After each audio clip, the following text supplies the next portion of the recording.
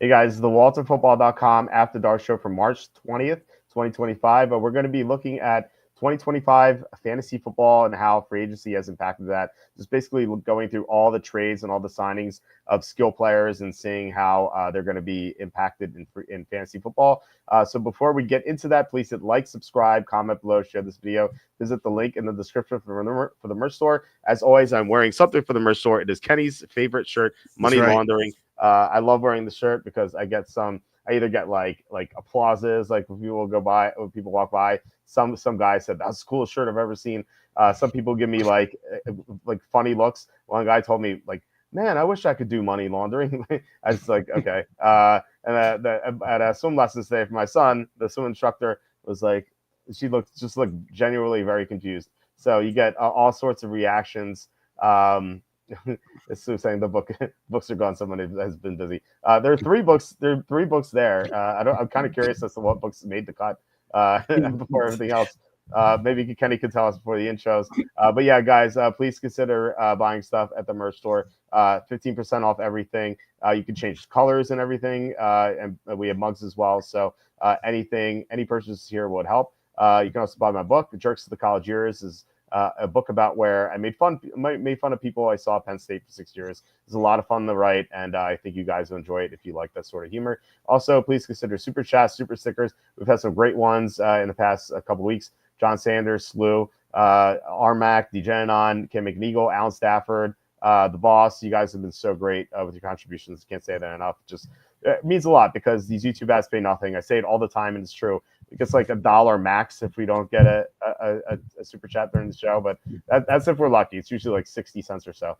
All right, so we are joined by Kenny. The cap is fake. Kenny, how's it going? And what three books were important enough for you to put them up there before anything else? Well, all the other books were packed away, and I've not yet unpacked them. They're basically they're all theology books. Christian Theology by Millard Erickson. Okay. I'm sure everyone watching this is a Millard Erickson fan. Reformation Theology. I'm sure everyone here cares about the Protestant Reformation of the 16th century, and everyone's a theologian by R.C. Sproul. So I'm sure these are books that are very popular amongst the Walter football crowd. All right, let's scrape the fantasy show and let's talk about theology. I can offer my insights as a libertarian. It would be interesting, but I doubt. I don't know. Maybe some of the people watching wouldn't be interested in that, but maybe one day, maybe one day on a slow day in the summer, we can talk about it. And also, like, I also have that link set up, that link saved where you sent me is like, was it like the 9 points or something about like your just basically your personality or something. I can't remember exactly what it's called, but I have it saved. The Enneagram. Yes. I still have that. So I feel like one day in the summer we can get into all that, like when there's nothing to talk about. But we do have stuff to talk about today. I figured, like I said, we go through the trades and then we go through the free agency signings. And I figure we start reverse chronologically through both. So the first trade I found that was fantasy relevant was the Texans getting Christian Kirk from the Jaguars. I know you're a Christian Kirk fan. Unfortunately, he's been injured the past couple of years. It feels like when he's on the field and healthy, he produces. He's a slot receiver. The Texans don't have much of a receiver outside Nico Collins. So figures he's going to be able to contribute right away, and CJ Stroud should be able to get him the ball. So I like him in fantasy this year. I don't know where exactly he's going to go. Probably, I assume, like double-digit rounds. I think you can probably get him at a discount. I think he could be like a good sleeper this year. What do you think? Yeah, it will all be dependent on where he goes. You know, I've always been a big fan of Christian Kirk. I feel like I own him in every league every year. It just feels like I've owned more shares of Christian Kirk than anyone I know. I'm like consistent. I don't know. I'm consistently higher on him than the rest of the market. It's always been anyway, for whatever reason, but it's not been good. The last 2 years he's been, last year he did okay, or 2023, it was okay, but 2024 was obviously not good. I think it all depends on, is he fully healthy? And, I don't know that he's a great player. And so, he's the kind of guy that I could easily see just totally fading into oblivion, right? We've seen this with players. It's like they have a couple good years and then they get traded after an injury and then we never hear from them again. Like, I don't know, Justin McCarron's and David Boston come to mind. Like, so, right. these guys that like receivers that like had a few good seasons, had a lot of promise, got injured, had some inconsistency. In David Boston's case, took a bunch of roids, and then get traded and then kind of just fade into oblivion. I fear Christian Kirk is going to be that. So if he's like a 13th round pick, I'm all in. If he's like even if he's like a 10th or 11th round pick, I'm like, I don't know. That I probably not wouldn't be a fan. I think it depends what else Houston does at receiver. Like if he's the number 2 receiver, I feel like he's going to play like a lot, and I think there's a chance that he kind of bucks the trend of receiver movement. He did go from Arizona to Jacksonville and improved. So I think that there's a chance that happens again if he stays healthy. People are going to be down on him because he can't stay healthy. But he's only 28, so I think he could bounce back. I'd be interested in the double-digit rounds. I think that like. As I said before, I don't think anyone's going to be interested in him, outside of like maybe both of us. So maybe in our league it might be tough to get him, but I don't know. I mean, like in most leagues, I feel like you can get him. I think when we get into best ball, and I think leagues are up. I'm not sure yet, but in best ball, I'm sure you could probably get him late, and I think he could definitely outplay his ADP. Kind of curious. I'm gonna check, and when we talk about the next player, I'm gonna look at his ADP and see if I can find it. The next trade is Geno Smith going to the Raiders. So I had some contentious arguments about this. So some people thought that it was a great trade for the Raiders because it makes them competitive. I think you agreed with me that like it was kind of stupid. And we had Evan on last night who thought it was a dumb trade as well. So I was glad to hear that. But as far as like the Raiders are concerned with offensive weapons, like what do you think that does for like Brock Bowers, Jacoby Myers, and we'll see if they add a receiver as well. But what do you think that Geno Smith gives the Raiders? I think it's funny. Like, is in real life, is he better than what they had? Sure, but like, sorry, laughing at the comment here, Slow. I get distracted when the funny comments come up. And so, yes, that is right. 13th round is typically dedicated to QB1 or tight end 1. That's correct. Mm-hmm. I mean, Geno Smith, I don't know. I think he sucks. So, like, at what point in his career has Geno Smith elevated fantasy options to be better than they otherwise would have been? Like, when? It's never happened. He's been in the league for like 363 seasons, and he's never elevated a single weapon ever. So, like, though Brock Bowers is going to be great. He's probably the number 1 tight end going into 2025. Probably. I don't think Geno Smith changes that. I don't think he makes it better or worse. I don't know that I don't even know who are the receivers again. I forgot. I forgot who's on that team. You have Jacoby Myers. I mean, they obviously had Devontae Adams last year. He's gone. So they have Myers, they have Brock Bowers, and as far as everything else, like it's just like a bunch of scrubs. You have like Trey Tucker and Raymel Keaton and Christian Wilkerson. I have to imagine they're going to add a receiver in the draft. So probably second round. So unless they like Tyrell McMillan at 6. Jacoby Myers has been like perpetually underrated. I mean, like ridiculously underrated his entire career, both in New England and now in Oakland or whatever city they play in now. What are they? They're in Vegas, that's right. Yes. Like Los Angeles, what? Tokyo. He's been perpetually underrated. Like I feel like he's a double-digit guy every year in the draft, and he always outproduces his ADP. For whatever reason, he just can't get traction. Like I don't know, just because he's not scored a lot of touchdowns or just has been on bad teams or whatever. For whatever reason, he's not gotten traction in moving up draft boards. I think it's a good thing. So I'll probably like Myers again. I don't know. Last year he was going super late and returned value of like a ninth round pick when he was being drafted like in like round 14. And so I think he's the kind of guy that you could target. And I don't know that Geno Smith. Maybe Geno Smith brings a little bit of stability to the position, like in terms like it's not total slop there. At least like they'll have one guy who's barring injury will be the guy all season. So maybe that stability does boost those players ever so slightly. Maybe it's very minimal. Yeah, Evan said yesterday it's like the Raiders just turn into the Seahawks basically. It's like they'll be better for sure. But they're not going to be a consistent playoff team. Like they might be able to sneak into the playoffs as like a 7 seed or maybe a 6 seed, but in general, they're probably just going to be like on the cusp of making the playoffs, and they won't make it, especially in the tough division. So yeah, it's a pretty bad move overall, but it will make Myers a little bit better. It will make Bowers better. More touchdown potential for Bowers. So, overall pretty good. The boss asking off topic, what's the scoop at 4-5 with Hunter falling? It's Travis Hunter. He's asking.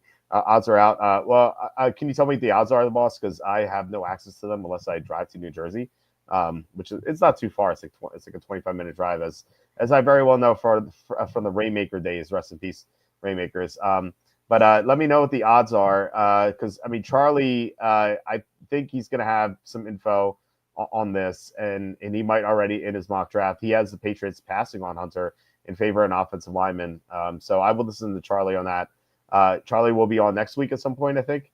If not next week, the week after. So we'll get his question. You can ask that then. If I remember, I'll ask it as well. All right. So next trade is DK Metcalf goes to the Steelers for a second round pick. This is it's a weird situation. Like Geno Smith is obviously not a great quarterback by any means, but he's probably better than what the Steelers are going to have. Like, I think there was a report today saying the Steelers are comfortable starting with Mason Rudolph, which kind of like that signals to me, hey, we're drafting a quarterback. But yeah, hey guys, we're totally not drafting a quarterback. Wink, wink. Like we're starting Mason Rudolph, so please don't take our quarterback. I feel like they're going to draft either Jackson Dart at 21 or maybe Jalen Milroe in the second round. I think they're going in that direction. But either way, it's going to be a rookie quarterback instead of, Geno Smith's not great, but he's a veteran. So I think this is a decline for Metcalf. What do you think? Yeah, probably. I wasn't sure what to make of Metcalf going into if he had stayed in Seattle. And so I think, he was inconsistent and injured last year, but if he's healthy, there's a part of me that thinks maybe a change of scenery will just kind of like maybe re-engage him a bit. And the team has enough, they've got enough weapons to be decent, but not enough weapons to like there's not a lot of weapons to share take a bunch of targets away. The offense is going to run really through three guys. And so I think that's going to be good for DK. I think in real football, maybe he's not as good of a player, but I wonder in fantasy if the stats he ends up having a little on paper looking like he's having a little bit of a bounce back season, just because he's going to get so much of the target share there in a way that doesn't seem like would have happened if he had stayed in Seattle in 2025. Yeah, he'll definitely get a lot of targets. So I don't hate him. I just think that maybe his upside's capped a little bit, but I think he'll be fine. I don't know. Maybe people think the same thing I do, and they'll downgrade him, and so maybe that'll be the case. By the way, Christian Kirk's ADP in best ball right now is 115 overall. That is round 10, pick 7. Well, that feels early. I mean, it's a little early. I thought maybe around 11 or so, or maybe around 12. So maybe a little early, but I don't hate it. If the Texans add another receiver and suddenly he's the receiver 3, then I think that'll fall. But I think people are looking at that situation and thinking like, okay, he's the receiver 2, But at some point he goes too early and you're like, man, I'm worried about the injuries, But if he's there around 11 or 12, I think I'm definitely considering him. Yeah, I'm also concerned about whether or not I really believe that CJ Stroud is going to bounce back to the rookie form. And is this offense really going to be a wagon that we can trust? Or is it going to be just just a bunch of mediocre guys and none of them are really trustable for fantasy purposes? Yeah. Yeah, we'll see about the offensive line. They did sign Cam Robinson today. That's the one big move that happened today, which I gave that an A because the Texans had to do something on the offensive line to tackle. They had literally nothing at left tackle. So it's a fine move. He's not a great player by any means, but he's a solid tackle. He's not going to kill you, but at the same time he's not going to really help you win the playoffs. So it's okay. Just got to keep Stroud healthy, I guess. And it's only 1 year for $12 million. So $12 million seems like a lot, but it's only 1 year. Bet Rivers odds are out for picks 1 through 5. Banks to 5 is 60 to 1. I don't think I'd bet that necessarily out there as Charlie, but it sounds like there's a chance Hunter is going to fall. and Hunter is 6-1 to the Jaguars, which seems pretty good. We might again. I think we're gonna have better info on that as the draft progresses. Like, I wouldn't bet that now, just not having all the information. But I think that might be something we bet on draft week. Okay, there's one other trade that had fantasy relevance. Vikings acquired Jordan Mason for some 6th-round picks. Jordan Mason had a great fantasy year last year, as in the first half of the season, just replacing Christian McCaffrey and also Elijah Mitchell, who went down. And so they have Aaron Jones there, and they needed a backup for Aaron Jones because he's on the older side and he tends to be injured a lot. He was healthy last year, but feels like it's kind of a fluke. So I think that at some point there's a chance that Mason starts. And given the upgrades Minnesota's made in the offensive line, I feel like that he would do well. I don't know if I'd necessarily draft him. Like, there are obviously a few handcuffs that you do draft, like Tyler Algier, for example, like those high-end handcuffs who should always be owned. I don't. What do you think, Jordan Mason, it like ascends to that level, or do you think he's like below that and you just keep on the waiver wire? I don't know that I'm going to be rushing to draft Jordan Mason. I thought like he had some really good moments. Obviously, looked really good beginning of the year, but as the year went on, you kind of just saw the limitations to this guy's. Like, he's not an all world talent, and I think he benefited more from the situation and Shanahan than no. He does have a great offensive mind in Minnesota, so maybe they'll be able to utilize his talents there. And just as Shanahan got the most of him, maybe the Vikings will do the same. So yeah, but I'm not super high necessarily on him. Obviously, he's proven though, if there's an injury to the number one running back, that he can step in and be a very productive fantasy option. Yeah, I mean, he carried one of my fantasy teams last year. I drafted him, like, I think with my last pick, not counting the defense kicker, and he was great for me. What do you think about the Niners side? Because Mason's gone and Mitchell's gone, and you have Isaac Guerendo there. Like, where do you put Guerendo in the handcuffs? Because McCaffrey he barely played last year. Yeah, I liked Guerendo. I think I liked when just the raw tools of talent. I think I liked Guerendo more than Mitchell and Mason. I thought he was just a raw talent better. And the fact that they traded Mason away, I think, shows like that they are confident in Guerendo being that guy. And so, yeah, Guerendo, I mean, he only had one game, right? I think when he was the full-time starter, for 3 quarters, something like that. And he was great for 3 quarters, and then that ended. So, I think I think if McCaffrey would go down, which obviously in McCaffrey's history is it's not a 0% chance. It's much higher than that. So yeah, Guerendo I think is the kind of guy. Maybe I still don't like drafting handcuffs like that. That's not usually my flavor. So I probably still wouldn't draft them. But if I loved my team and I had all my positions filled and I'm kind of like just wanted to throw a dart at someone and like there was no one else draft in the pool that made sense to draft, I could see taking him with your last pick. So I'm not like a huge fan of drafting handcuffs necessarily, but I'm a big fan of rostering them. So like I will draft like high upside guys in the last rounds, just to see if I hit on them, But like if through like 2 weeks it's kind of apparent that you didn't, you kind of whiffed on these guys, that's when I'll cut them and I'll pick up like the Guerendos and the Jordan Masons. I feel like they should always be owned, because even like I don't even like owning my own handcuffs. Like these are other people's handcuffs because if McCaffrey were to go down, suddenly Guerendo is going to be like the top tier pickup. If you're in a fab system, everyone's going to spend their fab on him. It's like, why not just get ahead of the curve and sign and just add these guys? So that is my strategy here. If it's like a late round pick, that's fine. But I am very into just holding these guys. I can say like there's so many times over the years where I've just had one of these running backs, they go down and like people are like, wait, where is he on the waiver wire? I'm like, I have him like already. I feel like it's just a good way to get ahead of the curve there. Yeah, nice. Yeah. John says I prefer drafting 4 tight ends. What do you think about that strategy, Kenny? I think it's valuable. I think it's right. Everyone in our league, please do it. Please draft 4 tight ends.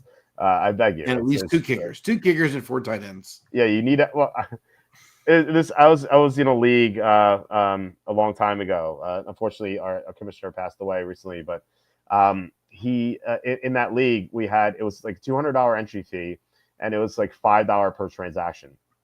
And like we used to like me and my friend, we used to my friend and I used to like just laugh at these people because they were so cheap with their money and they didn't want to spend on transactions.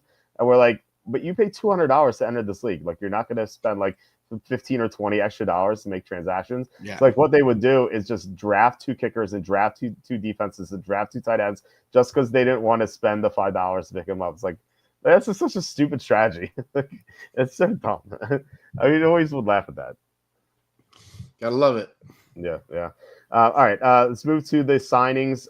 In reverse chronological order. The first one we come across is Davante Adams going to the Rams. Obviously, it feels like he's steadily improved his quarterbacking. So he started the year last year with Gardner Minshew. Then he went to the Jets with Aaron Rodgers, who was obviously one of the greatest quarterbacks of our generation. But he's kind of decrepit at 41. And now he goes to Matthew Stafford, who's maybe not the same as he once was, but he's still he's playing on a high level. So still very good, yeah, exactly. So Davante Adams just keeps getting a better quarterback. And at some point he's going to decline. He's close to his mid-30s. I think in his mid-30s already. I think he's 32 or 33. There might be regression, but I have to think that he's going to have a big year, even with Puka Nacua there. What do you think about Adams in LA? Yeah, I mean, I think it's good. I mean, we saw that there was a lot of production to go around, in the Rams offense, and Stafford was playing really good down the stretch. It felt like they were like kind of reinventing the offense a little bit. Beginning of the year, they kind of seemed out of sorts. But once they kind of like figured out what plays work well and what everyone's role was going to be, they ended up being really good, and they came really, really close to beating the Eagles in the second round. That game came down to the wire. If not for a Jalen Carter sack on Matthew Stafford, it feels really likely that the Rams go in and score, and maybe they're on their way to the Super Bowl title. Once the Eagles won that game, that was like the most anxious I felt all playoff run. The next 2 games were blowouts. So easy. So it was like, I think people underrated how good Matthew Stafford was this year. They were really, and I think McVay kind of knew it. I think in the press conference he kind of talked about it after losing, kind of like they felt like they really had a chance. And even Darius Slay, Eagles cornerback, now Pittsburgh quarterback, he said it on a podcast. He was like, the only team that we played that we felt like could legitimately beat us, and that we struggled in some ways, was the Rams, and it was because Matthew Stafford. Like that was what he said. He was like, we knew we were going to beat the Packers in the first round, and the other 2 teams we felt like we were better than them. So it's interesting, like Darius Slay, all-pro cornerback experience. He's been in the league over a decade. For him to say like, hey, Matthew Stafford was playing at a level in that playoff game that we were like legitimately concerned this guy could beat us. I think just shows like, hey, this guy's still legit, and there's still going to be this offense is going to be good. There was a lot of production coming from other receivers. What we saw in previous years that the offense funneled through Cooper Kupp pretty much, and kind of like, and then like got spread around. When last year they were really trying to like, it was like Kupp and Nacua, but they just Kupp never quite get right. And so it feels like there's going to be a lot of production for Davante Adams in this offense. Like I think is Davante Adams the same guy he was a couple years ago? I think he's taken a half step back, but there's enough good from him, particularly with the Jets on the stretch. Like he's on this dreadful team with a quarterback that's clearly a shell of himself, and Davante Adams still has some really good moments in that offense with the Jets. And so I'm excited to see him. I think he's going to potentially be undervalued. He won't be a first round type value. He's not going to be worth that. But I don't know where he's going to get drafted. I don't know what his ADP will be come in the fall. But my guesstimate is I will end up being higher on him than most people. I could see myself being pretty bullish on Adams going into 2025. Yeah, I like him quite a bit as well. I'm going to look up his ADP right now on Best Ball to see where he is. But it wasn't just Stafford, for the reason why that game is close. It was also Jared Verse just blowing up the offensive line on the other side. He was Very good. He was outstanding, and he's just only going to get better. And yeah, I mean, as John Sanders is saying here, favorite movie of the offseason: Rams and Eagles NFC Championship game coming up. What do you think that's likely to happen? Yeah, I mean, likely. It's always hard to say likely because so many things can happen. But yeah, if everyone's healthy, I think it's a high probability that those are two of the last team standing. Because of the playoff seeding, it's possible that these two teams end up playing in the second round. So then we miss out on having a great NFC like that. I mean, you think about it, the Rams Eagles really should have been or could have been the NFC title game. Like that would have been a great NFC title game. Oh, then I guess it would have been in the snow because it was a week later. But no, it's true.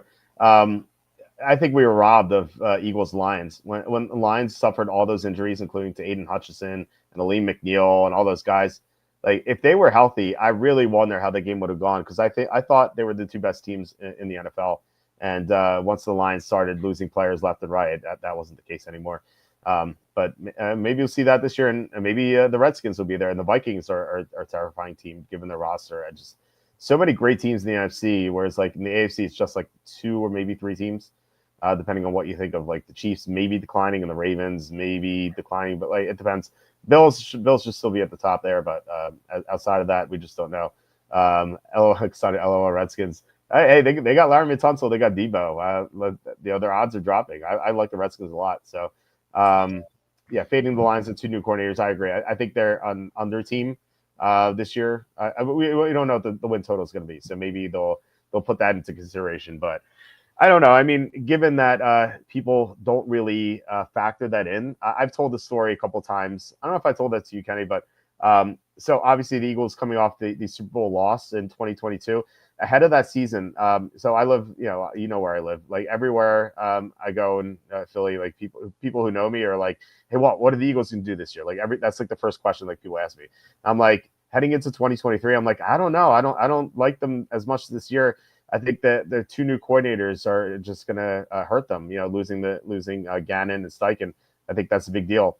And like almost every response, they're like, "Oh, who cares about coordinators?"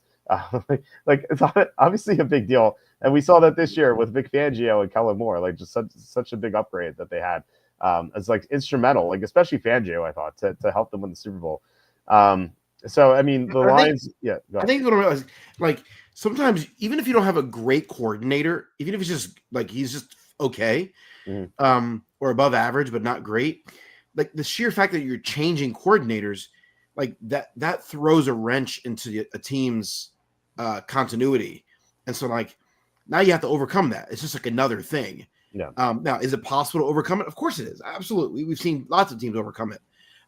But it is just another thing. And, repeating as Super Bowl champs or getting back to Super Bowl or just having sustained success, it's already so hard. There's already so many obstacles in the NFL to having sustained success, year after year, that like, any obstacle that you throw into the mix can be like the straw that breaks the camel's back. And so, like, just there's now. Do I think the Lions are going to fall off and be terrible? I don't think that. But yeah, having 2 new coordinators is a big deal. We saw it in 2023 with the Eagles, and we saw it with the Patriots. Even though they were great, like they had this great run, and then they had a few years, they had a few year stretch there when they lost some coordinators and they didn't make it back to the Super Bowl for several years. So, eventually they went back and won 3 and lost 1. They lost that one to the GOAT. Nick Foles, but hey, I thought Hurts was the GOAT. Oh, that's right. Go. I mean, previous GOAT. Pre-GOAT. Yeah. But yeah, I think Sanders is right. Yeah, the two new coordinators is a big deal. Yeah, absolutely. All right, I have Davante Adams' ADP. You want to guess where it is? This early in best ball, my guesstimate is going to be 33. No. That's too high. 43. You middled it. It's 40. Middle almost. Yeah. Good. So pick round 4. Pick 4. Mid 4th round. What do you think about that? I get. I wonder. In home leagues, I bet that trends upward coming to August. My guess is that he will be a 3rd round pick in most home leagues. Yeah, I can see late 3rd. I can see that mid 3rd, late 3rd. I think that sounds right. Okay. How about this one? Chiefs signed Elijah Mitchell. So this is another backup running back here. The Chiefs also still have Kareem Hunt. They re-signed those guys, so they're going to compete. Let's just say Elijah Mitchell beats out Kareem Hunt, who's just very inefficient last year, except at the goal line. What about him as a handcuff running back? Maybe again, like maybe not drafting him, but like picking him up like week 2 or week 3, just as a stash, just in case Pacheco gets hurt again. Like where does he rank for you? Yeah, I think he sucks. Like I don't think he's that great. But even mediocre running backs like can stumble into a lot of production, and if you're gonna get a lot of volume in a good offense, it could be. I wonder. It all depends on what Mahomes is like. Does this team fade because do they end up trying to retool a little bit and take a step back, or do they do enough in the draft to kind of give Mahomes a puncher's chance, and Mahomes is just in FU mode? I could see that. And then what if they have a big bounce back year in 2025? In that case, if Pacheco's injured, then Mitchell is potentially a really valuable asset. But there's a lot of ifs. There's a lot of what ifs in that scenario. To me, it's what they do with the offensive line, and like that obviously impacts Mahomes as well. Yeah, trading Joe Thuney is kind of I thought that was kind of a misstep. I didn't understand why they did that. And they signed Jalen Moore, so there's a chance that they may have found their solution to left tackle. I assume that they're going to draft another tackle to make sure they have that solidified. But like right now, their left guard is Kingsley Suamataia, who really struggled at left tackle last year. Maybe guard is more suitable for him, and maybe that's why they made the move. But I imagine that they're going to draft another guard as well at some point. I have them taking a tackle in the first round, and then a guard, I think in round 2 or round 3. They have the last pick or second to last pick in round 2, and then they have a high pick in round 3 via trade. So I feel like they could draft 2 linemen in that area. See, here we go. $5. Thank you, John Sanders. $5 fantasy football transaction fee. So John Sanders, not cheap enough, not cheap enough to pay the $5 like my old league teammates were. Sanders, thank you. Now I will not be obligated to draft 2 kickers. I still can't believe that. I like that league is not functional anymore. But yeah, I was like every year the same guy. Like it was like not everyone. It was like 3 or 4 guys in the league. They would just draft a kicker, 2 kickers, 2 defenses, 2 tight ends. Like just like clockwork. And one of them drafted like a kicker in the 7th round, and like people started laughing. And he's like, "Oh, I have to fill out my roster." Like, okay, like good job. This guy is terrible at fantasy. This is the league. We had our body burner was on here. It was you and body burner, of course, had some trade nonsense going on during the season that we discussed here on the show. But like body burner told the story where we were just drafting, and for some reason we used to have to take like breaks after round 6, as if like I could get it like after round 10 maybe if someone needs to go to the bathroom, but like after round 6 you need a break right away. It's just so bizarre. So at round 6 they took a break, and so we were wandering around. I grabbed some pizza, and like we walked by this guy's draft, like the same guy who drafted a kicker early, and like he has a fantasy magazine open. Is using fantasy magazine. He has this fantasy magazine open to PPR rankings. I'm like, we're not a PPR league. We're a standard league. This is drafting over from PPR rankings. Like, what are you doing? So that was fun times in that league. I really miss that league. What'd you say? That's pretty funny. Yeah. I really miss that league. It was fortunately, like I said, our commissioner passed away. It really sucks. It was pretty brutal for him at the end. He died. He passed away of cancer. So I posted a link to the GoFundMe on the Picks page during the end of the season. So I didn't check in. I hope they raised all the money they needed. No shout out. Yeah, thank you so much, John. Really appreciate it. All right, the next one, Sam Darnold goes to the Seahawks. Is this like a lateral move, except he's younger for Geno? But they did lose Metcalf, so I guess we like loop in Jackson Smith and Jigba into this, right? So I feel like his stock is up, even though it's a lateral move because there's no Metcalf. There's also no Lockett. It's just him and then Cooper Kupp too. So we can kill 2 stones with 1 bird, as Emmett would say. So what are your thoughts here on? I gotta make that mug too. What are your thoughts on Sam Darnold and Cooper Kupp and Jackson Smith and Jigba in Seattle? I mean, I have Njigba becoming a top 10 receiver this year. We talked about that. I had him much. I think I had him my eighth overall. Was it eighth? I think I had him. I had him high. Yeah, I think you were surprised by how high I had him. But yeah, I love him. I think he's a great talent, ready to take a step forward. I think Sam Darnold is, like I think there are things that Sam Darnold does better than Geno, and I think there are some things that Geno does better than Sam Darnold. Like, I think I overall trust Sam Darnold a little bit more than I trust Geno Smith. Like Geno has bonehead gene in him in a way that Sam Darnold hasn't had with the Vikings.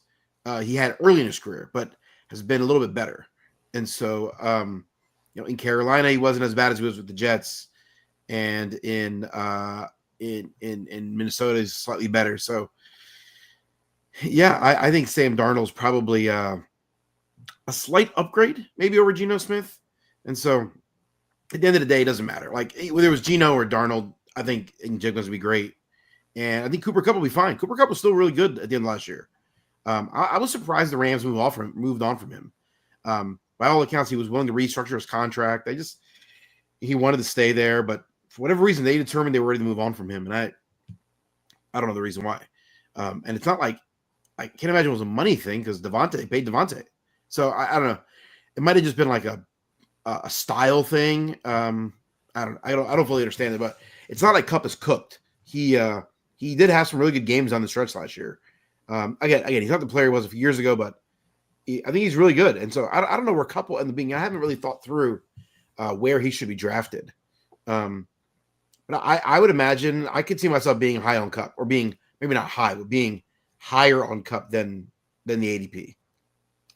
Man, that's a big disagreement we have. I thought Kupp was, as you said, cooked last year. I thought he was done.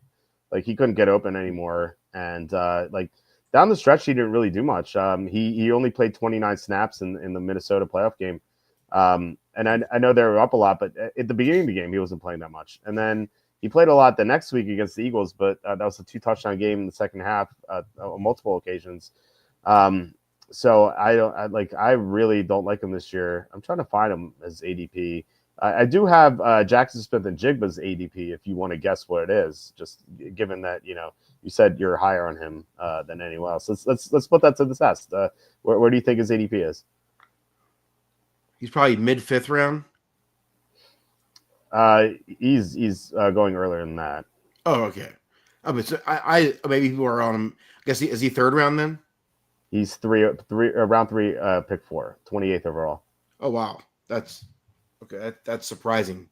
I thought I would be way higher than the market than him, but I guess not. I guess I'm going to be in line with the market, which means I probably won't own him much. So you wouldn't take him, or do you think that's like the exact place where you should be? Like, where do you think you should be? Yeah, that's a good question. If I have him as the 8th overall receiver or so in that range, you're going to have 8 or 9 running backs and 8 or 9 like. Yeah, it's probably there's going to be a tight end or two or a quarterback or two. So yeah, I would imagine that's probably about right. Maybe even he might even be worth a late second. In fact, early third. So that's probably about where I would end up taking him. Okay, I think. Yeah. I think it's about right. That a little more. I think it's about right. It might be actually. I think he should probably get like late second, early third. I like him quite a bit. I could not find Cooper Kupp to save my life. I wish like you could Control F find something, but it's like in one of those it's one of those windows where you can't find anything. I don't know. It's really frustrating. Anyway, I'll keep looking, but the next one is just signing Justin Fields for 2 years, $40 million. So Fields obviously can run around. With the Jets, he's gonna have Garrett Wilson and nothing else at receiver because Adams is gone.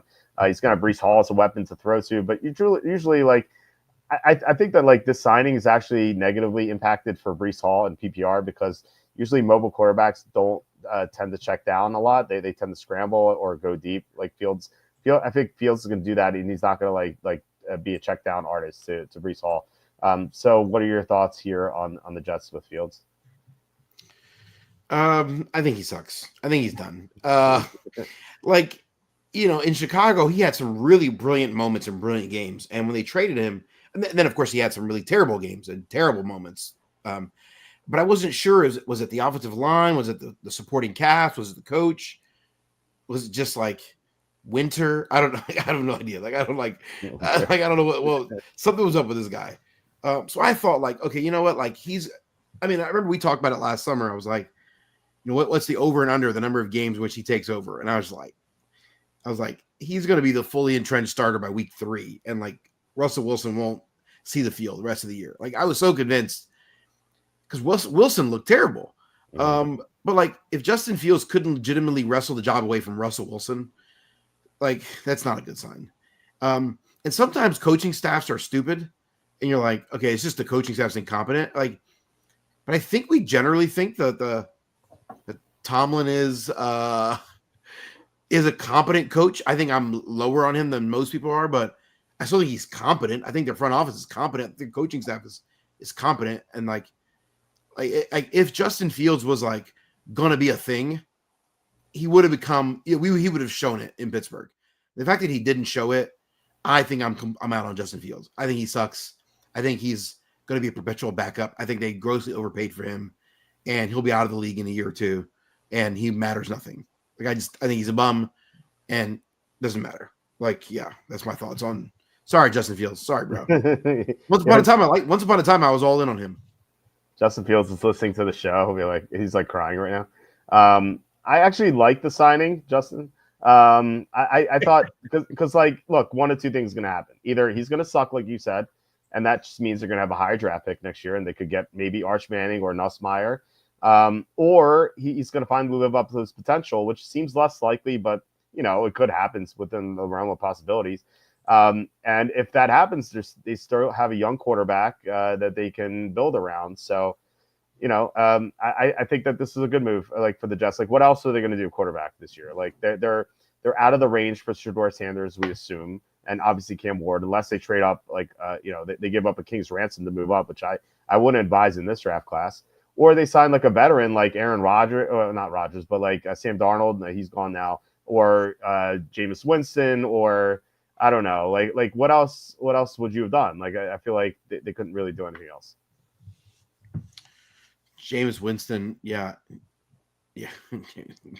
Jameis Winston is a funny character. Carson Wentz, perhaps. I don't know.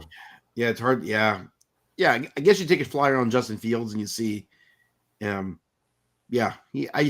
he was really bad in some moments in Chicago, but he had some great moments in Pittsburgh. We didn't really see any of those great moments, and in the little playing time he got, and so, I don't think it bodes well for his future. Yeah, he had one good game against the Colts, if I can recall. But otherwise, I mean, I agree for the most part. But like I said, I think taking a flyer on him is fine. I found Cooper Kupp's ADP, by the way. Do you want to guess what it is? Round 8. You're close. He's round 7, pick 4. Yeah, it feels a little high. It feels really high to me. I don't like him at all. There's a little, Well, you wouldn't like him in the 8th round. No, I wouldn't like him in the 18th round. Travis Hunter, by the way, we had a question from John Sanders. It's gonna be interesting where Travis Hunter goes, who is the cornerback / receiver that is going to be drafted by either, I would think, the Patriots or the Jaguars. Where do you think Travis Hunter's ADP is? In fantasy? Yes. Oh gosh, he's probably grossly overrated. He's probably grossly don't tell me he's like a second rounder. Please don't tell me that. No, he's not in the second now. Okay, but he's probably a 4th rounder. No, his ADP is 8-11, round 8, pick 11. Oh, okay. Well done, Market. Well done. He's also not been drafted yet. Once he gets drafted, he'll skyrocket. Right. I agree. I mean, assuming it's in like a favorable situation, but yeah. I mean, Marvin Harrison Jr. was a 2nd round pick last year. Malik Neighbors was a 4th round pick last year. Dude, in best ball, Harrison's ADP is 112. That's crazy. People are drafting him. I wasn't drafting him at all. I'm like, what are people doing here? Yeah, I don't get it. I mean, I made my mistakes, but like I thought that was insane. All right, let's move on. The Bills signed Joshua Palmer, 3 years, 36 million. I know you're a huge Joshua Palmer fan, Kenny. So how early are you drafting this guy? Round two, round three, maybe round one? What do I won't say that he you sucks, think? but he's half a step above sucks. What do you call that? He's been okay in Indy. A lot of people seem to like him. I know you do. I know other guys I trust. I I just did. don't see it. I did like him. I don't. I've fallen off the bandwagon there. So I feel like there's a past lot that. of people that I trust that I like that I think have good opinions that really like him. They see him and they think he's got all the tools. And I watch him and I'm just like I don't know what you guys are seeing. I could be wrong. I've been wrong before. I see him play and I just see a guy. So it's hard for me to think that the Bills are gonna get a lot out of, like, if they couldn't properly utilize like Cooper. I can't imagine they get a lot out of Palmer. Like, I don't know. Well, in fairness, Cooper got hurt last year and just wasn't the same after that. But I mean, I don't know. He was really disappointing last year. I expected more out of him, and it's not like he had a bad quarterback. Like if he had a bad quarterback, I could maybe argue that he could be better this year with Josh Allen. But he had Justin Herbert, and granted, the Chargers didn't throw as much as they did in the past. They became more run heavy, but like there were games that McConkey was out. I mean, maybe it was like a brief sample size, but like Palmer didn't really do anything in those games either. Wasn't it the Arizona Monday Night Football game? I think McConkey and I think their top two receivers are out. There's just Palmer as the number one, if I remember correctly, and like he just was a big disappointment. I think that was the game where Jalen Reagor had a deep reception, and I was like, why isn't this Palmer? I feel like that should be this should be his time to shine, and it wasn't. Why is Jalen Reagor still in the NFL? That's remarkable. Well, the Chargers re-signed him, so they must have liked him. I don't know. I think that this is not like a really great signing. I don't think he's going to make my fantasy team, any of my fantasy teams. Maybe like late round best ball. I don't even know, like round 16, 17, something like that. I don't know what his ADP is. I'm not going to look, but I don't anticipate drafting him. All right. So what about the Dallas running back? So Dallas signed Javonte Williams and Miles Sanders. We know your thoughts on Miles Sanders. What about Javonte Williams? Let's assume that because we're pretty confident Dallas is going to draft a running back in the first 2 rounds, right? But like, what if all the running backs they like are taken, and like they have to go into the season with Javonte Williams and Miles Sanders, and like maybe like a late round pick? Like, what do you make of that situation? Like, what are you doing there? Miles Sanders has always been grossly overrated. I've been ripping on him for years. Javonte Williams is clearly the most talented running back of the bunch that's there. If it's Williams, Sanders, and a late round pick, I think Javonte Williams is healthy. We've seen him be great in his career, not just like kind of good, but stone cold great. But for not for a long stretch. And so, can he really put it together in a new team? It remains to be seen. But I'm putting no energy into acquiring Miles Sanders or a late round pick of the Cowboys. To me, it's Williams or bust. And I really do. There was a moment where I was all about Javonte Williams. And so, maybe he could rejuvenate his career there.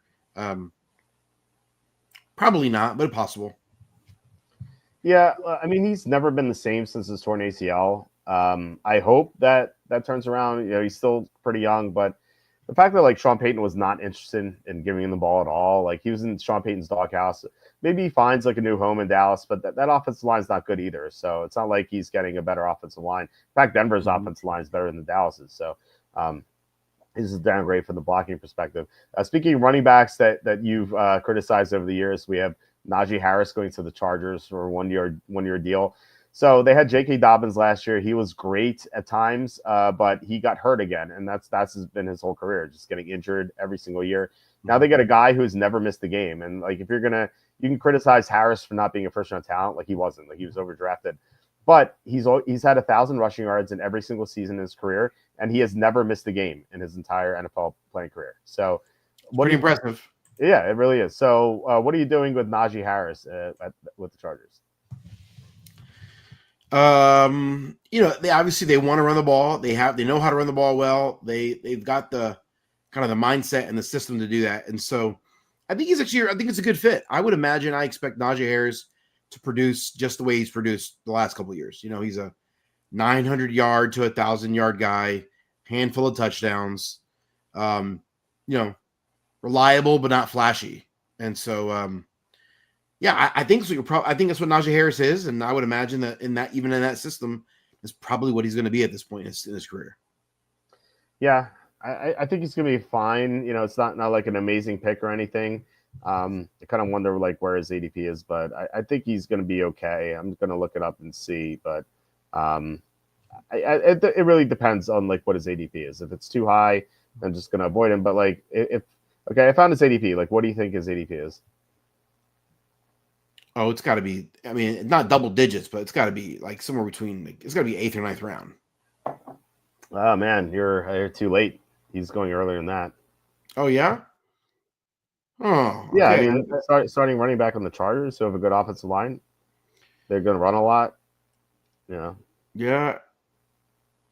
Well, I mean, based on the stats that I projected from like that I just said, he's like that's eighth round value. hmm 900 yards and 4 touchdowns. But maybe I'm underselling it. Maybe he's 1,100 yards and 6 touchdowns. In that case, he's a fifth round pick. yeah. My worry is that they're going to draft a running back in like the second or third round to compete with him. But his ADP right now is 608. Yeah, I think it's about right. I think it's right. Like I think that's fine for him. If they don't draft a running back early, I think that he should go earlier than that. I do think. Yeah, in light of what we saw, like J.K. Dobbins kind of rejuvenating his career there, like maybe there's a world in which Harris has like maybe statistically his best season ever. I don't think that's likely, but it's not totally crazy to think he could have like a 1,200 yard year and double digit touchdowns. Mm-hmm. In which case he would be worthy of a second or third round pick. Yeah. But yeah, I don't think that's super likely, but it's not out of the realm of possibilities. Yeah. All right. What about this signing? The Ravens got DeAndre Hopkins, 1 year, $5 million. I saw a lot of people on Twitter going like, like look at this trio: Jackson, Henry, Hopkins. What can they produce? I'm like, in 2019, like this is not this is 2025. Like Hopkins, look, he had remember that one great game he had against Tampa on Monday night. He had a huge game, and then like he didn't do anything else after that. He barely played. They're like heading into the Super Bowl, like he was playing like 10 to 15 snaps every week, and then in the Super Bowl, it's insane. I still think this is insane. Like his entire Hall of Fame career, he plays great. He's been waiting his whole career for this big moment in the Super Bowl, and he just drops the ball on a pass that either goes for a touchdown or like comes very close for a touchdown. That's I still can't believe that happened for him. Yeah. So I think he's too old at this point. He's 33 or maybe 34 at this point. I think he's washed up. What do you think? 100% agree with you. Yeah, I think he's done.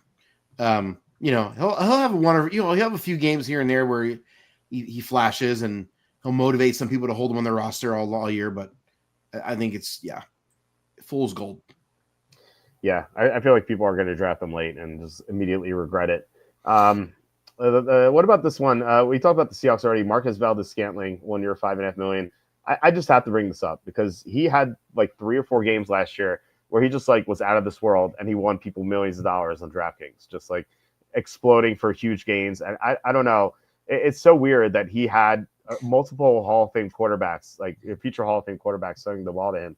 And then with Derek Carr, he finally lives up to his potential. Now, albeit it was a very small sample size. I think it was like a 3-game stretch, and then he got hurt again.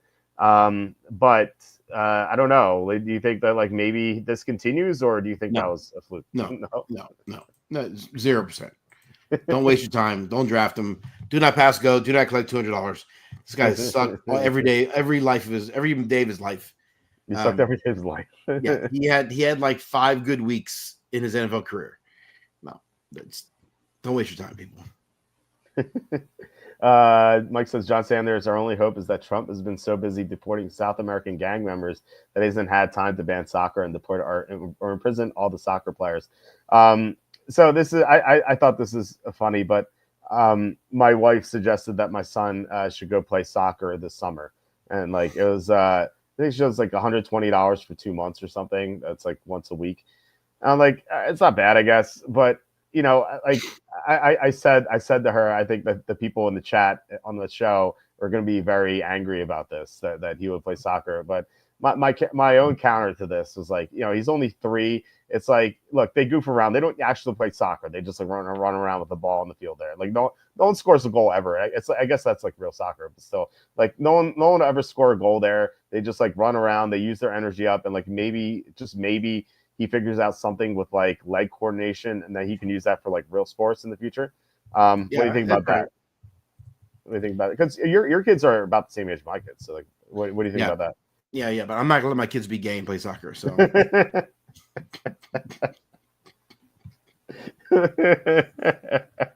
well said. I don't know. It's not really soccer though. They're just running around. Like they don't actually play soccer. It's like 3-year-olds don't do that, you know. If he was 10, I'd be like, oh no, like let's do something else. But like 3, it's just running his energy out. You know what I mean? Yeah, I mean, I can just take my daughter to a park and have her run around. What's the point? Yeah. Why pay the $120? That's true. Yeah, that's true. That's a good point. Mike says no soccer punting school. Yeah, did I ever tell you my punting plan for my kids? No. Or at least my son. When he's like 10 or 11, I'm gonna hire a punting coach. I'm gonna teach him how to punt, and so he's gonna at the very least make a football team in college, so I don't have to pay for college tuition. And with some luck, maybe he's good at it, and he gets to the NFL and makes millions of dollars. And if he's not good at it, he gets free college education. What do you think? I think it's a good idea.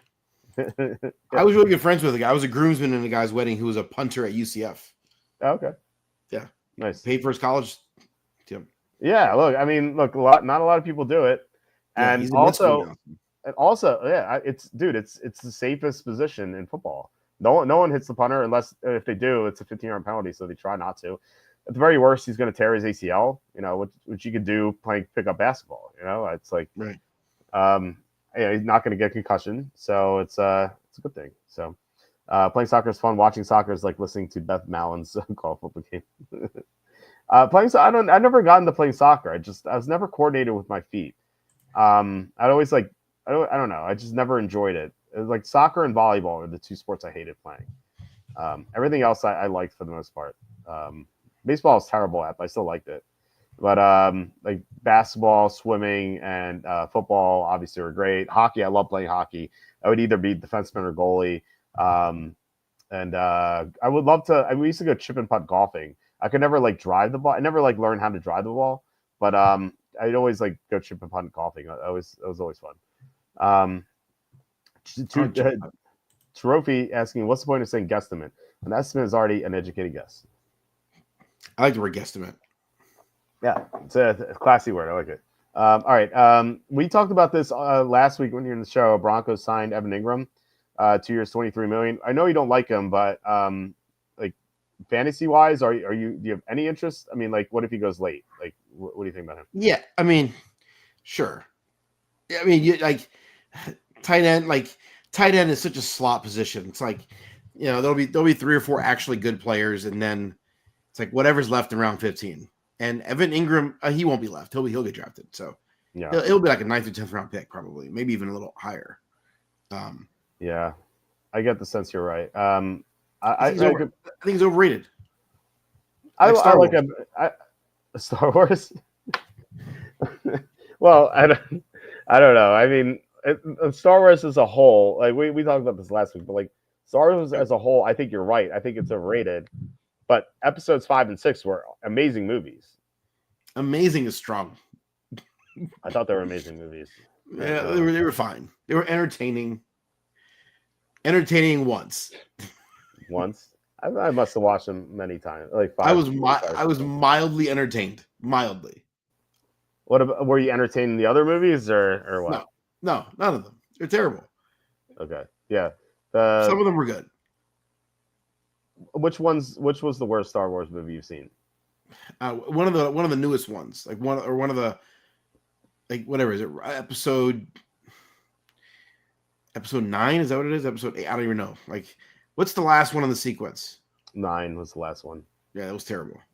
I didn't even watch it. I said this last week. I didn't watch it because episode 8 was such a disappointment. I was like so angry about it. I was like, I can't watch episode 9. And I'm someone who would go to the theater and watch it, like maybe not opening weekend, but like the second or third weekend. When episode, what was it? I think when episode 3 came out, my cousin and we binged episodes 4, 5, and 6, and then 1 and 2. And then we decided to go watch episode 3. So like we spent like the whole day doing that, and like even like the prequels weren't that good, but like it was still I feel like the prequels for me what the originals were for you. Like they were entertaining. They weren't like great movies, but they were entertaining at least. Maybe not episode 2. Episode 2 was kind of brutal. It was kind of boring, but the other episodes were like 3. I thought was really entertaining. 1, except for Jar Jar Binks, was good, entertaining wise. And like 4 was really good, but I thought 5 and 6 were great. So that's my thoughts. What's your guesstimate on where Aaron Rodgers goes? What do you think? Where do you think Rodgers is going this offseason? I just want to say, Sanders, the word guesstimate, you used it well. Well done. Right. I'm my guess is that he ends up in Pittsburgh. That's what I think too. I think he wants to go to Minnesota, but Minnesota doesn't really want him because they McCarthy, and I maybe he's just like waiting to see if they don't think McCarthy's coming off the injury well. It's like my guess, but could be wrong. I don't know. All right, so we move back to the signings. Panthers signed Rico Doodle, 1 year, $6.25 million. So Jonathan Brooks unfortunately got hurt again. So Doodle is, he did well as a receiver out of the backfield last year. Wasn't a great runner by any means, but he was effective as a PPR guy. And I assume that he's going to handle the receiving duties in Carolina because that's not really Chuba Hubbard's game. So, any consideration to Doodle in the final rounds? Yeah, I think he's a nice 1-2 punch with Chuba. I think that's actually a good fit. The question I would have is, are the Carolina Panthers going to be good enough to sustain multiple fantasy options? Like, or is it going to be just like Chuba and bust? Like Chuba is the only real option. Everything else is just blah. I don't know if they're going to be good enough to sustain another offensive weapon that's worth carrying on a roster. But I like Rico. I think he had a good year last year, and I think it's a decent fit for him. Okay. Now we get to another one of your favorite guys, Mike Williams. The Chargers re-signed him, not really re-signed because he was on the Jets and then the Steelers, but he's back with the Chargers for 1 year. So what do you think about this? Like he at least like produced with Justin Herbert. I think that pairing them together makes sense because they really have nothing else at receiver outside of McConkey. So I assume he's going to start, maybe taking Joshua Palmer's place from last year. And I think that like if he's healthy, he's coming out. Last year was coming off the torn ACL, so I didn't expect much from him. But now he's 2 years removed from the torn ACL, so he should at least be better than he was last year, which was obviously a low bar, but still, like he's going to be more productive. Unfortunately, he's probably going to get hurt again. Like that's been his entire career. So I don't think I would draft him unless like maybe late rounds. I don't even know if he's going to make my sleepers list, but this is latest round at the very best. But what do you think about Mike Williams? He sucks. He sucks. I thought to myself a couple days ago, I was like, why would they bring him back? Then I was like, oh, it is a new coaching staff. And so like they actually don't realize they've not seen up close his suckiness. Yeah, I get it. I don't know. I mean, he's gonna have one game like in week 1. He's gonna have 4 catches for 172 yards and 2 touchdowns. Yep. Everyone's gonna be like, "Oh my gosh, Mike Williams is amazing! Wow, Star Wars, it's amazing." No, it's not. Stop lying. Stop it. It's not amazing. He's the Star Wars of NFL receivers. That's for yeah. Justin Herbert has though, as John is saying. So maybe he advocated for it. That's a good point. Yeah. I don't know. I think there's something to it.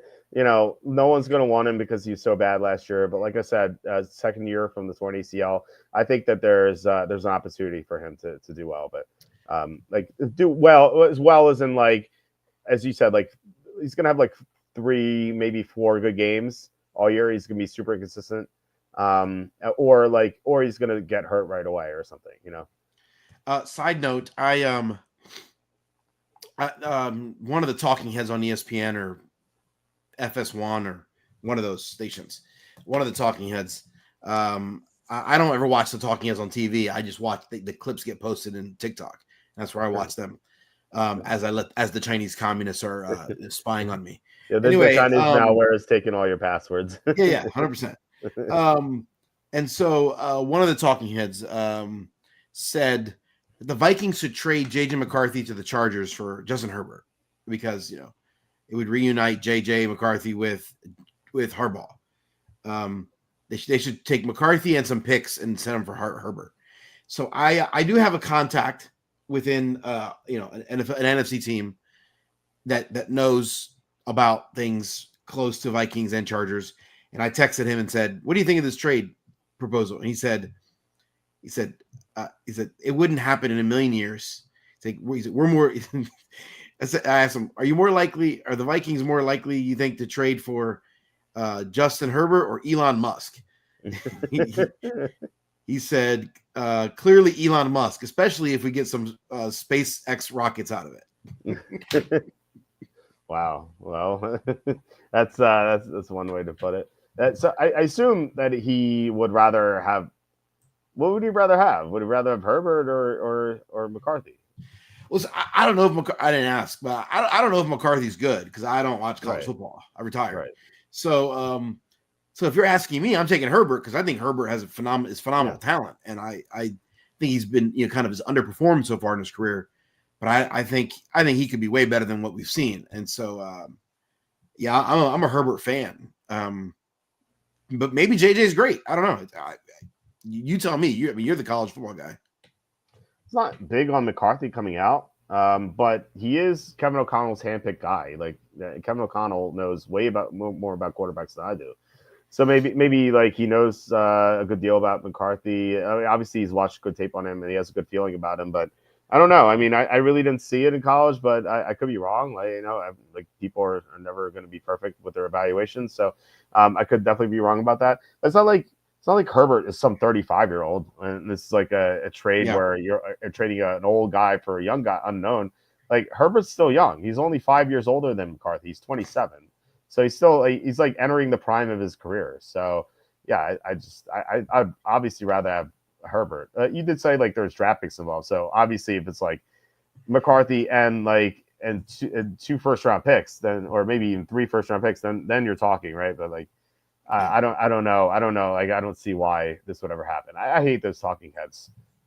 Usually like pretty much almost everyone on this channel sucks. So no, John says if Herbert goes to the Vikings, it's game over for the rest of the NFC. Yeah, I mean, look, that roster is disgusting that Minnesota has. Like the quarterback's the only question mark. If they get Herbert, that's the same.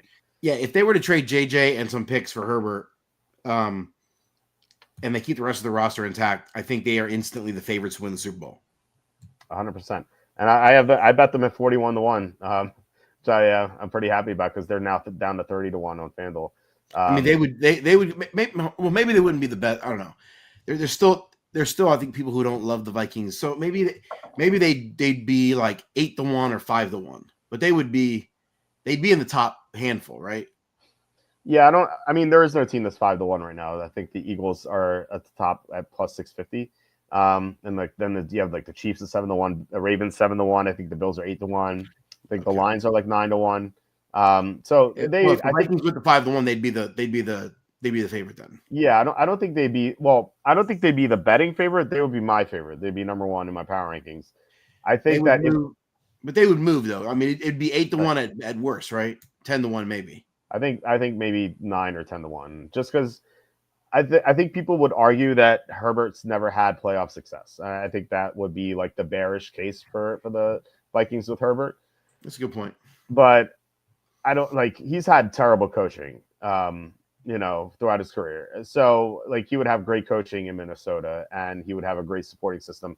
He'd have Justin Jefferson and a great offensive line, and Aaron Jones in the backfield, and like just T.J. Hawkinson, Jordan Addison, an improving defense coached by Flores. Like that would be a team. I would, if that happened, I would be thrilled as someone who's bet multiple times on the Vikings at 40-1, 40 and 40-1, 41-1. So I'd be absolutely thrilled. Kings won. I saw that they were ahead. Did stupid Keegan Murray did not get his 6 rebounds. He had 4. He actually had 1 taken away from him, and he was, for some reason, he was not playing a lot. I don't know if he got into foul trouble. That could be the case, but he wasn't playing for most of the second quarter. Kenny, if you don't know, we had on our site we had Kings +4 today as our NBA pick. So they were behind by like 10 or so in the second quarter. They rallied and they won 123-119. So pretty happy about that. But our player prop lost because we had Keegan Murray over 5.5 rebounds. So he only had 4. So that sucks. But we had a bigger bet on the Kings anyway. So nice to win that one. All right, so we only have a few left. The Steelers signed Kenneth Gainwell. Kind of curious about your thoughts on this with Gainwell going to Pittsburgh. Najee Harris is gone. Obviously, they have Jaylen Warren. So I think the plan here for Pittsburgh is that they want to draft a running back in the first few rounds. Like that's what their top 30 visits have indicated thus far. Like most of the players they brought in for top 30 visits have been running backs. So that just says that they're drafting a running back at some point. But like if they can't get the guy they want, then I think that they're okay with Kenneth Gainwell backing up Jaylen Warren. So let's assume they don't draft the running back. Like, what do you think about Gainwell here in Pittsburgh? Any shot on a late round pick? I mean, no, I don't think there's any chance that he's like a legitimate fantasy star. He's a nice spot starter. He's a good, he's productive. He was a nice running back for the Eagles as a backup, and he helped add quality to them. And so he's the kind of guy that if he gets the chance to start, if there's an injury or two here or there, you could do a lot worse than having Gainwell as your, if you're in a desperate situation, and he ends up being your running back. That's not the worst situation in Pittsburgh. Yeah. Another running back signed, Raheem Mostert. I'm only 1 year, $2.1 million, but I'm bringing him up because he is currently listed as the starting running back in Las Vegas. So this is another team that almost certainly is going to draft a running back. I think the strongest possibility is an Ohio State running back in round 2 because Chip Kelly was the coordinator there, and now he's the offense coordinator in Las Vegas. So I think either Quinshon Judkins or Travion Henderson in the second round. But let's assume that they can't, for some reason, get a running back. They're like Dallas last year, and they just like limp into the season with Mostert as their starting running back. How are you treating that situation? He sucks, and the Raiders suck, and I want no part of that team. Yeah, with Geno, they don't suck. I think they're just kind of like average with Geno. That's what you're going to get out of Las Vegas. To me, it's the tight end or nothing. I don't want the rest of any of those bums. Oh, you spoke up. You talked up Jacoby Myers too, right? Yeah, that's true. I did. I do like Jacoby. Okay, they're not total bums. Yeah, I don't. I feel like even if he's the starting running back, like I feel like they're going to work in Sincere McCormick. Like he's not going to handle the whole workload. He's like 33. He's not going to shoulder the entire workload there. Like he lost his number 2 job in Miami last year to the young running back they have there. So it just feels like he's fallen off. He's not the same as he once was. So the Eagles, by the way, they signed Harrison Bryant and they signed another young tight end, Kylan Granson. Because I think they're talking about trading Dallas Goedert. So what do you think about that situation? Yeah, if they trade Dallas Goedert, I think it's a mistake. But it looks like they're going to do it. Like, they pretty much already decided they're going to do it. Did my camera go out? Am I frozen? No, I see you. There you are. Okay, I lost you for a minute there. I don't know what happened. Maybe my internet went down for a second. I don't know. My technology. No, I mean I couldn't see anything. Everything was black. So I don't know. Okay. It looks like they're going to change Dallas. They're going to trade him. I guess it's a money thing. They don't want to pay him what he wants. They're really far apart on what they think he's worth, and so they're going to trade him. The thing is, the Eagles' offense. This is a Jalen Hurts thing. As much as I love Jalen Hurts, he's the GOAT. Okay, I defend him, but he is a minimal read guy. There are certain elements, in the Super Bowl, he was great at this. He's really good at diagnosing, really good at diagnosing figuring out what coverage is happening. Within a second or two, he can figure out what the coverage is. What he's not always great at is determining, is trying to figure out or quickly going off, is this guy going to be open? So he looks at read number one, and sometimes he just if my number one read's not going to be open, he just takes off running. Mm-hmm. Sometimes he looks at a second read, and then he goes it's Antonio Brown, it's AJ Brown, it's Devontae Smith, and if they're not open, he just takes off. That's the most of the time. The only time, and I didn't. This is not my own, observation. I got this from an Eagles podcast I listened to. In essence, Hurts does not. Hurts does it. He rarely throws to the tight end, and he only does throw to the tight end when it's designed to throw to Goddard. He rarely is ever sitting back, going through his progressions, and getting to Goddard as the third or fourth option and throwing him the ball. It's extremely rare. And so I think the Eagles have basically said, hey, we barely, and he doesn't do it with the third receiver either. We've seen that in all of his career, Jalen Hurts doesn't throw the third receiver much either. And so I think the Eagles are basically realizing, okay, spending any money or energy to have a third receiver or a tight end is useless because Jalen Hurts doesn't throw to them anyway. So let's just have two great receivers, receiver one and receiver two, and have a great offensive line and a great running back, and Jalen just run. So those are the options. And I wonder if they've just sort of come to the realization Dallas Goedert isn't worth the money, not because he's not good, but because he doesn't fit our system.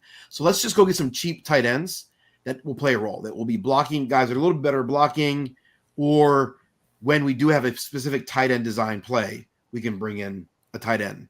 But and so I think you will see tight end production go down for the Eagles next year, not go up. I think they're consolidating how they run the offense, which to some extent is smart, I guess. I don't love it because even the threat of having Goddard on the field is helpful. But they've decided that's not the case. There's a lot of Philadelphia beat writers that seem to think that the Eagles are going to draft a tight end early. The guy from Penn State, Warren is his name, Ty Warren. Yeah, Tyler Warren. Last time I watched Penn State football regularly, the tight end was Kyle Brady, and so I've watched since then, but I've watched since then. But I think I think in general they're not necessarily chomping at the bit to have the tight end be a huge part of the offense. It seems like they're evolving in a way for that not to be the case. So. That's my everything I've heard out of the new coaching, the new offensive coordinator, is that the one element of the Eagles offense that they really want to sort of adjust and improve on is the screen game. Mm-hmm. They ran one of the I think they were 31st in screen plays last year out of 32 teams. They never run screen plays. It's not a part of their offense. It hasn't been since Nick Sirianni was there. Has been there. It really wasn't a part of the offense under Doug Peterson either, minimally. So, but apparently Kevin Patullo, the new offensive coordinator, is saying that that's the element of the game they feel like they need to add, as a new wrinkle to the offense. They need to develop, which means maybe you get some tight end screens there, but I don't know. All that to say, I think this is going to be a dumpster fire. Stay away. It feels like they're going to become the new Colts, where they have a different tight end's going to produce every single week. Where it's 1 week it's Colin Granson, the next week it's Mo Alley Cox. It's like that with the Colts, and now they have Granson, and they also have Harrison Bryant and the Calcaterra. We'll see if they trade Goddard. I suspect that they're interested in a tight end. This is a great tight end class. I don't think they're going to get Warren at 32. I think he's going to be long gone. Maybe Colson Loveland, but he might be gone too. But an Elijah Arroyo, for example, I don't think the Eagles are going to take a tight end in the first round. But I think maybe second, third round. There's some good tight ends there too. This could be the Eagles getting insurance just in case they trade Goddard and don't get the tight end they want. That kind of makes sense to me too. So I guess we'll see what they do. But you could be right about them kind of like abandoning the tight end as a receiver in the offense. I do think if Dallas Goedert go wherever he gets traded to, he's going to be undervalued because he's way better than what the Eagles have actually. Like we've in the moments where he, or like in the Saints game where AJ Brown was injured and then Devontae Smith went out, I think in the second quarter, Dallas Goedert pretty much took over the game. For them. I mean Saquon was great in that game too, but like if not for Dallas Goedert, they lose that game. Yeah. And they dropped to 1-3. I mean, who knows? What the league, what the season's like at that point. And so, it's a very. I mean, it's and then in the playoff game, the Packers had a phenomenal. Like they did a great job of covering AJ Brown and Devontae Smith, and Dallas Goedert was just wide open on lots of plays, and so that was the one game. It was Greg Cosell from NFL Films. We talked about this, in a podcast, and he was saying like that was the one game all year where like Jalen actually was checking down to Dallas Goedert, and Dallas Goedert was like making the defense pay for leaving him open. And so Greg Cosell said, if he gets traded to any team that uses the tight end even minimally, he thinks Goedert could have a monster year, could have like the best, 2025 in another uniform could be Dallas Goedert's best career year kind of deal. Mm-hmm. Okay, yeah, I could see that definitely. The last thing here is we thought maybe that T. Higgins was going to leave. I don't think about Chase. I think we all thought Chase was going to stay there, but I thought there was a chance that some team was going to get T. Higgins, but they're both back. Feels like the Bengals have done nothing on defense. They just re-signed everyone on offense, and they're going to have like an offensive juggernaut once again. Now, like we don't make any adjustments here because this was the offense they had last year, but just wanted to note this. This is the last thing we were talking about. So what are your thoughts on these contracts that the highest paid non-quarterback in Jamar Chase and the highest paid number 2 receiver of all time, T. Higgins? Well, funny you should say that. I actually started writing an article about T. Higgins' contract today. Nice. I was trying to get it done before the show tonight, but it'll be done by next week. Okay. I think he deserves. I think it's a good contract for T. Higgins and for the team. I think it's fine. Now the fact that they're not getting defensive players, that's on them. Like it's not because of money. It's because they drafted poorly, or the players they have drafted well, they've refused to pay them. So this team right now could have a good defense if they wanted to, if they were willing to spend money. But because they're cheap SOBs, they've not spent money, and so basically the article I'm writing is about how some people on social media have begun to talk about, the Bengals have changed their ways. They're starting to spend money. No, au contraire, my friend. The way that they structured the T. Higgins contract is he's getting very little money up front. He's getting paid over the course of the next 2 years. As money comes in from the TV contracts, then they pay their players. So the owner never has to shell out any cash for big bonuses. And so they, in essence, overpay him slightly, but they never have to pay him big. If he had gone to another team, he would have gotten less money overall, but he would have gotten a big chunk of, he got a big signing bonus up front, which he's not getting with them. So, and the NFL teams are required to spend a certain amount of money. It's a convoluted formula, but basically 4 out of every 5 years, they have to spend 80% of the cap in real cash money they have to spend. Okay. And then once every 4 years, they have to spend about 95%. That's kind of it's more it's actually more complicated than that, but basically that's what it is. Well, the Bengals have spent so little money the last 4 years. This is kind of the season where they have to spend some money. And so they're going to just spend a bunch of money on 2 players, Chase and T. Higgins, to bump their number up, and then next year they'll be back down to where they want to be. What a shame that Joe Burrow, Higgins, and Chase, like their talents are just being wasted in that stupid organization that just like doesn't spend money at all. I don't know how you root for them. Like I know like you grow up as a Bengal fan, I get it, but at the same time, it's like for me as someone who doesn't root for a team at all, like I just don't get like why would you root for a team that just doesn't want to spend money like that with a cheap owner? I don't know. I mean, it's fun to watch these guys for sure, but they're never going to win a Super Bowl with this sort of spending, the lack of spending. Yeah. I got a really good friend of mine who actually grew up in Ohio. I knew he lived in Minnesota, and he's a Bengals fan. And he just said to him and I were talking about it, and he just said, if I could undo it, I would. Like and I feel the same with the Eagles. It's like I grew up, I'm indoctrinated. I can't get rid of it, even if I wanted to. Right. Like trust me, I've tried. There have been years where I'm just like, I want to be, and they just pull me back in. They just. And my friend Marshall said that he's like, I love the Bengals. I wish I didn't, but he's what's the old saying? Isn't it like it's like a bad prostitute or something? I don't know. Something like that. I don't know. There's some dumb thing I heard once. Anyway. Brandon says Jerry Jones is gonna be confused when he finds out Micah Parsons is asking for $50 million per year. Yeah, that Dallas has turned into a clown show, huh? It's just absolute clown show. They've also turned into one of the cheap. They're the most profitable franchise, and they're the cheapest. I was looking up when was the last time every team gave a player a contract that was on average worth $10 million per year or more.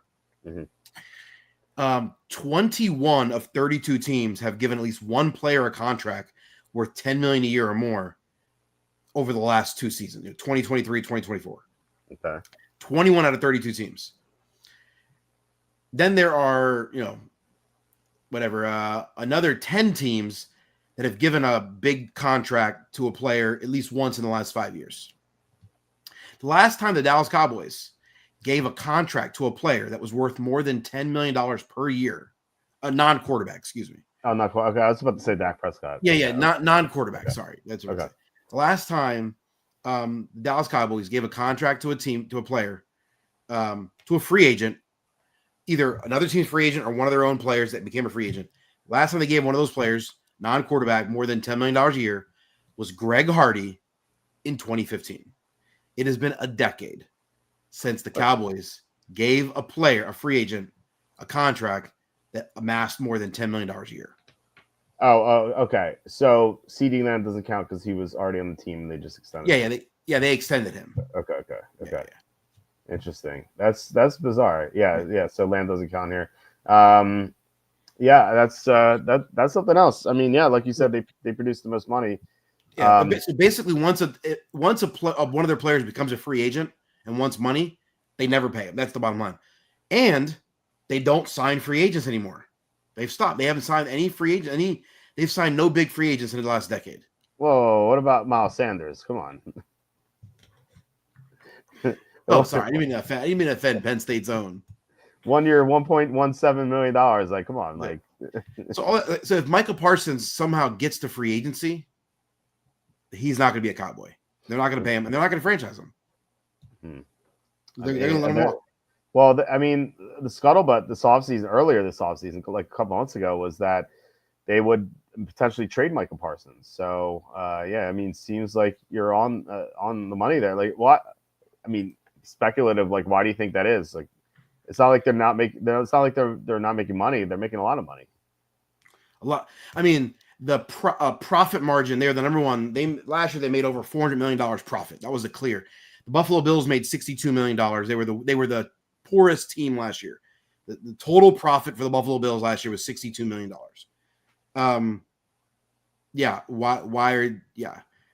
Second place, I believe second place was the Niners at 243. The Dallas Cowboys made 401. So it's like they're almost double. Like the Eagles made like 225 or something like that. They're at third place. So it's like, I don't know the reason why. Jerry Jones just basically in his old age, either he's incompetent, we got like a little Biden effect happening here. In his old age is getting dumb. The auto pen. Or he just is just trying to hoard money and just, he's slowly evolving into the Bengals where he's just like, hoarding money for what though? Like he's so old. He's like, you have to go all in at this point. Some guys love money, I guess. I don't know. They just love it. I don't know. I don't get it. Yeah, was he like Scrooge McDuck, like diving into like this pit of gold? Like I don't understand like what he's doing. It feels like the late stages of the Raiders when Al Davis, who's obviously like a good owner back in the day, but like during his final years, like that was a clown show with the Raiders. Like they drafted Darius Hayward-Bay, 7th overall. Then he has this like press conference where he calls Jamarcus Russell a great player. That was the only point of the press conference. And like things are so bizarre with the Raiders. And I feel like that's what Dallas is becoming. where they just like they hired Brian Schottenheimer for no reason, and like they didn't even like fire McCarthy. They just let him like his contract expire. Like they didn't even like address it. They're just like, okay, like we're just gonna let his contract expire and just move on. Like they could at least like let him go early so he could maybe get a head start on another coaching gig. It's just like so strange what Dallas is doing these days. Like you said, they didn't sign anyone this offseason at all. Like it's just a couple of cheap running backs and that was it, and a couple of cheap edge rushers too. But yeah, that's pretty much it. Yeah, I don't get it. Yeah, I don't know. All right, I guess that's about it. We're at the hour and a half mark, so we'll sign off here. But please hit like, subscribe, comment below, share this video, visit the link in the description for the merch store. Check out thecapsfake.com. That's Kenny's website. He has a ton of content on here. 2 new articles. Saints prove the cap is fake, and the NFL is the undisputed king of cash. That is the you're referencing that with like the money that is being made by team. So do you want to talk about your site a little bit more? Yeah, if any, it's the nerdy parts of sports. That's my jam. So if you want to understand how the cap works, how the finances work, I got some articles. I got articles on there about other random stuff as well. So I'm working on an article, the T. Higgins contract, kind of explaining how the Bengals structure contracts versus how other teams structure. It's very different, and they kind of basically allows them to get away with not paying players a lot of money. I also just started diving into the comp pick formula, compensatory picks. Just curious. I've never known how it works, so I'm trying to figure out. So I'm working on an article trying to explain how comp picks work. Okay. I'm interested in that too. I think it's kind of fascinating. They added the minority coach thing, which is I think very strange because it's like it seems so backward because like you get compensated for letting a minority coach go. Like it's like hey, we don't want you anymore. We'll get a pick for you. It's very very weird how that very works. Strange. But, yeah. And we had this question from Sue before we head out. We had a couple questions here. Just curious, Kenny, is your highest game bowling better than Walt's? Well, Kenny doesn't know what it is, so maybe you can guess what my highest bowling score is, and then he can maybe guess if it's higher. My highest game ever is 257. Is it really? Yeah. Nice. What do you think my highest score is? Your highest score ever? Yes. I was gonna dog on you and say like 86, but no. I bet you've broken 200 a few times. I've never broken 150. My highest score is 125. So you're 86 is probably like my average. I need the bumpers. Bowling league for many years. Oh, I didn't know that. I'm a nerd. I need the bumpers personally. Now I think that like I always like get into the gutter. It's like half the time's the gutter ball. Sometimes get a strike or whatever. Like sometimes I get a couple in a row. Like that 125 game, I got a few in a row. Then it's like gutter ball. Like that's all it is. I don't know how to like. No one taught me ever how to bowl. Like I just like fling the ball, and I don't really care either. I don't like it. So the last time I bowled was 2011, I think. Wow. Yes, and the power went out at the bowling alley. That is the last time I bowled. It was 2011. I had just moved into this house. I moved into this house in 2010, and it was like the next winter. So it was like I moved into this house in the summer of 2010. So it was the winter of like 2011, like January, February. So yeah, that's the last time I played. I don't like bowling. Just never got into it. I do like golf though, but I can't walk these days. My back is so bad. I'm not a good golfer.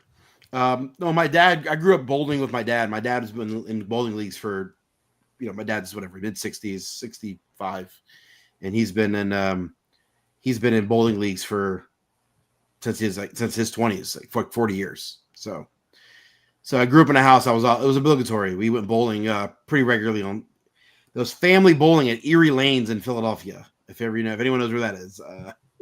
Yeah, I think I've been there before. Down what we would call the hood. But Erie Lanes used to have kids bowl for 25 cents a game back in the late 80s. So back when everything was cheap, and it was great. McDonald's burgers are 49 cents a piece. My dad used to take me and my older brother, and we would bowl. And I remember I used to get bored. I just wanted to play the arcades, and he'd give me quarters to go play in the arcade. And him and my older brother would play more. dude, quarter. Yeah, arcades used to be a quarter. I took my nephews to the arcade like a few years ago, and like I had to put like $100 on a card, and it was gone in like an hour and a half. Like it's insane. Like these prices are crazy. I miss the quarter arcade. Like sometimes like the premium games are like 50 cents. You know, like you'd be like, oh man, 2 quarters. This is rough. Like now the premium games are like $10. Like it's crazy. It's such a ripoff. Maybe not. It's maybe not like $10. It's like $6 for like a premium game. It's like horrible. So it's like just it sucks in your money. Just like lose it right away, and you don't see it because you have to put it on a card, and then it's like you don't know how much is left because they do points. It's not like a dollar amount left. It's like you have 2,000 points left. It's like okay, I don't know what that is. Okay, let's play this game. 800 points. Okay, like almost half my points are gone. Like that's the intentional. Yeah, it's ridiculous. Anyway, a couple last questions. Will the Bengals go defense with every draft pick this year? I think they could draft offensive lineman here and there, but yeah, for the most part, I think defense is where they go. The formula for comp picks is proprietary, right? It's only comp pick to let them go for a promotion, though. Yeah, the coaches. I know. It's not like you fire a guy and you get a comp pick. That's not how it is. I didn't mean it that way, but it's kind of like weird that like hey, like we have this coach, like hey, see ya, like go to some other team, we'll just get a comp pick. You know, it seems bizarre to me. I don't know. It is bizarre.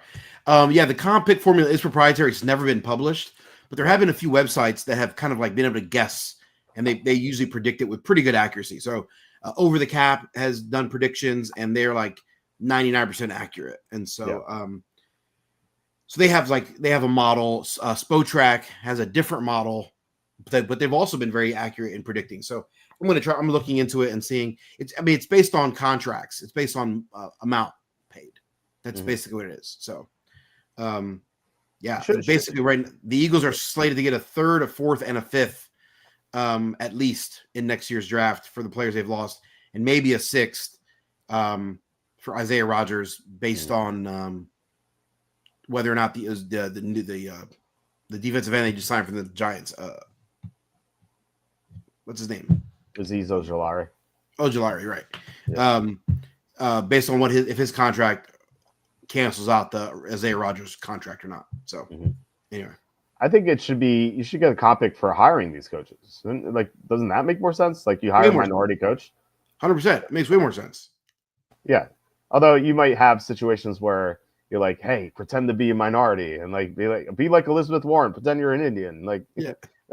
I think there's like I think it's like if you are an organization that has like promoted a minority candidate up the chain and you've coached him up in such a way that another team wants to hire him, like that. I think that's the rationale behind the right. So I understand the rationale. I still think it's stupid, but I understand it. Oh yeah, I get it too. It just seems so weird on the surface, but yeah, I think you should get if they really want to promote these minority hires, then you should get picks for hiring these guys. Like that's feels like that's the way it should be. But anyway, well, we can maybe discuss that further another time. But yeah, once again, check out thecapsfaith.com. Guys, thank you so much for watching and commenting. Really appreciate it. Thanks especially to John Sanders for the $5 super chat. Man, John. Yeah, thank you so much, John. Just always appreciate your contributions here. It just means a lot to us. Can't say that enough. But yeah, we're going to be back tomorrow. I don't think we're going to have a guest tomorrow unless like we get a surprise guest. Oh, Kenny, who do you like in the NCAA tournament if you're into it?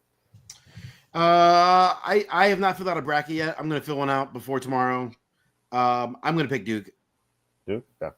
Yeah. I'm going to go chalk. Okay. I always said that, like, if you're in a small, are you in a pool or is this just on ESPN? Yeah, I'll just I'll do one of the online Yahoo and ESPN competitions. I always said that, like, if you're in a small pool, like a small office pool, like 10 people, it's fine to take chalk. But if you're in a pool with like hundreds of thousands of people, that just makes sense to just pick another team just because your odds are more likely to win. You know, it's kind of like DFS. Like if you're in the main contest, then you should probably avoid chalk, or at least like most chalk. But if you're in a single entry, then you really don't care. That's how I always treat it. But my pick is Houston. I think Houston's going to win. With Villanova being terrible the last 2 years, it's been hard to like stomach watching, and the Sixers being terrible has like my appreciation for basketball over the last like year has been just like I've watched very little basketball. Probably the least I've watched in at least a decade. But I'll watch a bunch of the tournament. Yeah, and the Sixers are getting trouble for those guys sitting out. I don't know if you saw that article or that report where like Adam Silver was like investigating the Sixers tanking purposely. It's like, oh yeah, because other teams haven't done it before. Like so stupid. Anyway, yeah, we can. I have my solution for that, but maybe for another time because it's almost 1 a.m. But yeah, guys, once again, thank you so much. We'll be back tomorrow. Hope everyone has a great night and a great start to the NCAA tournament if you're watching tomorrow. But anyway, we're gonna be on tomorrow night, so I'll talk to you then, and have a great night, and talk to you later. You the man.